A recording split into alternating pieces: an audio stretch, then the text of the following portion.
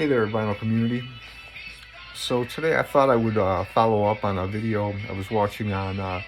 Jason Rojas had posted a clip of a video clip of Roky Erickson performing and solo gig in 2017, and it was really struck me as to at this point. Our hero had been kind of like confined to sitting through the performances, and yet there's still a lot of power in his conveying his tracks. A really great performer, and if you're at all familiar with like the 13th Floor Elevators, it's a solo career that I think is worth looking into, because there's a lot of great unpretentious, cool, rock and roll in the best sense of what that word means. It's to me it's been so polluted and misunderstood that the original essence of rock music, which was a good thing, was lost. And the performances of people like Little Richard and Jerry Lee Lewis and all that, Elvis Presley, and the Elevators, kind of made that music their own. There was no better garage slash psychedelic band at the time. And along those lines, tracking down those original albums, as much as I love to have originals, I kind of gave up on that at some point. Finding decent originals has just become, really pricey. But there was a good reissue campaign done a couple years ago, and they re-released these first two Elevator albums.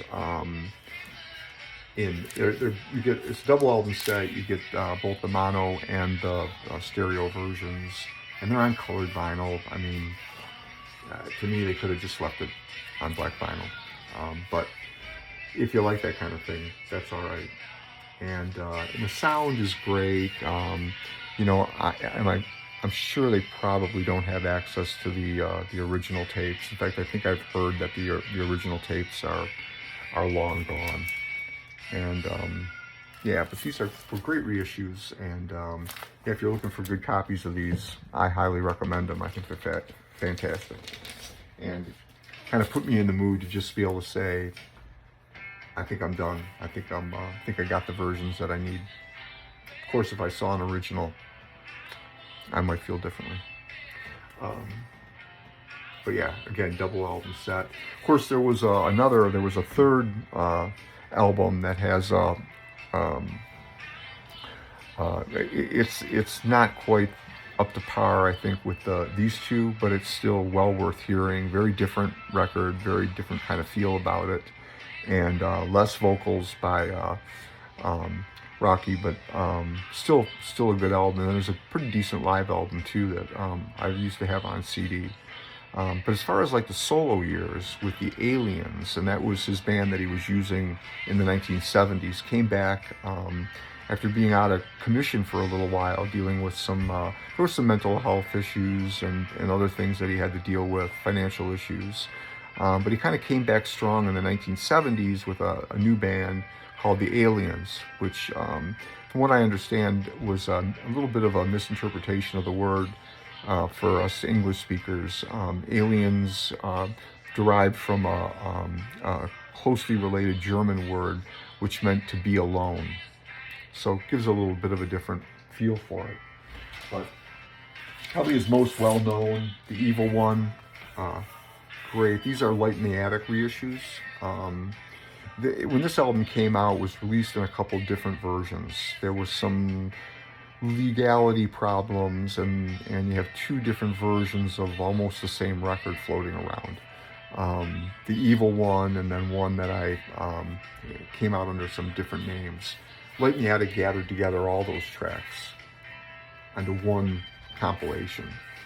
So in some ways, this is the first time anyone had ever done that. So you call this a reissue in a way, or you could say that's the first time they all came out together. It's more of a compilation in that sense, but great record. This is the one that has the songs that everyone kind of knows: Two-Headed Dog, I think of demons. I walk with the zombies. Don't shake me, Lucifer. Yeah, fantastic, good, clean rock and roll fun, and performed by a guy with a lot of passion and an amazing, to me, almost a poet in his own right. And they did 3 altogether. Lightning Addict did, kind of pulling together all of his 70s. There's a little bit. These are a little bit more of a hard rock feel about them than you would get from the Elevators, if there's any difference. Not metallic, but harder rock in the vein of like garage rock from the 60s mixed with a cool like 1950s rock and roll vibe. Good stuff. Yeah, it's a great record too. A lot of fun, man. These records are tons of fun. Whenever I play them, you just, it's like gotta have a good time. So I used to have, when I was in high school, I went on a trip to Florida with some friends, just a couple guys in the car. We drove all the way to Florida. And on our way down there, I remember we stopped at like a little, you stop at gas stations and places, and they sell these little cassette tapes on the side, in the places, titles, and they all look like they're of dubious legality, And I remember there was one called The Evil One, and it was a mix of solo material and 13th floor elevator material, all on this little cassette tape.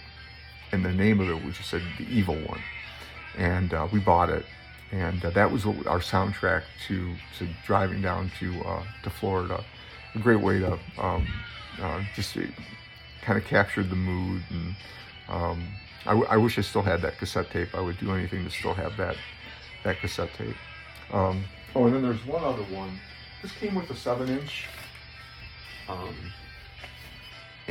So you got this double album. I think there's only 3 sides of songs on it. And then there was a 7-inch.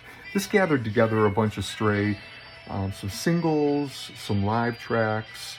I think there's a couple demos on here. But it's a real nice way of kind of wrapping up the whole effort that Lightning Addict did.